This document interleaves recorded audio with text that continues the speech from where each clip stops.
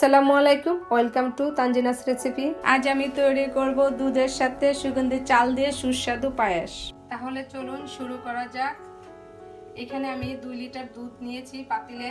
আমি আগেই হাফ জ্বালিয়ে নিয়েছি দুধটাকে। তো এখন বাকিটা করব। তার জন্য আমি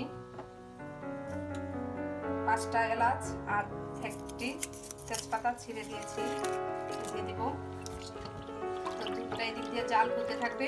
আর পাশে আরেকটা পাতিলে এখানে আমি পাতিলে 2 টেবিল চামচ পরিমাণ চাল দিয়েছি, কালি জিরা চাল। এটাকে আমি সিদ্ধ করে নেব। তারপর আমি ওটার সাথে মিক্সড করব। আগে থেকে মিক্সড করলে নিচে তলায় লেগে যায়, সেই জন্য আমি আলাদাভাবে সিদ্ধ করতেছি।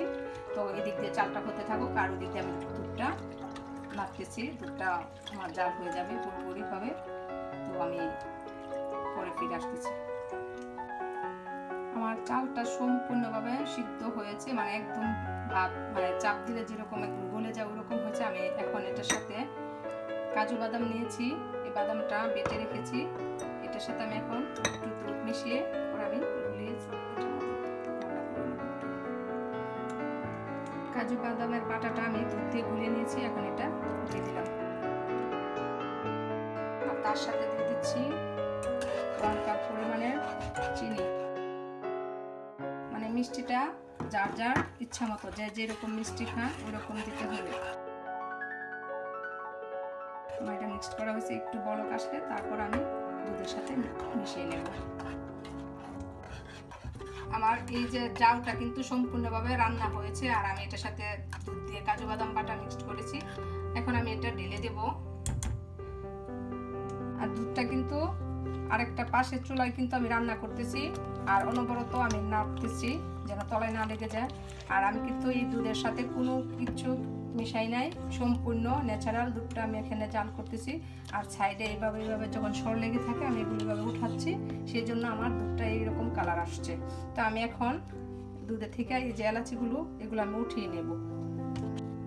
এখন দুধের সাথে আমি এই যে জাউটা আমি ঢেলে দিচ্ছি।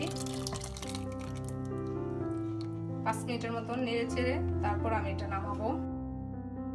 একটু কেওড়া জল দিয়ে দিব, তাহলে শাহি শাহি একটা ভাব আসে, গ্রানটা সুন্দর ফ্লেভার আসে, ভালো লাগে। আমি 5 মিনিট পর ফিরে এলাম আর আমার এটা পুরোপুরি হয়ে গেছে। আমি এখন চুলা থেকে নামিয়ে ফেলবো। তারপর আমি একটু ঠান্ডা করে আপনাদেরকে পরিবেশন করে দেখাবো। তৈরি হয়ে গেল আমার ঈদের স্পেশাল শাহি পায়েস। আপনাদের যদি ভালো লাগে প্রণালীটি তাহলে আপনারা বাসায় ট্রাই করবেন। আর এখন ঈদের মধ্যে অনেকে সেমাই পছন্দ করে, অনেকে পায়েস পছন্দ করে, সেই জন্য আমি এই রেসিপিটি আপনাদের মাঝে শেয়ার করেছি। তো আজ এই পর্যন্তই। সবাই ভালো থাকুন, সুস্থ থাকুন এবং আমার ভিডিওটি লাইক এবং চ্যানেলটি সাবস্ক্রাইব করে আমার সাথেই থাকুন। আল্লাহ হাফেজ।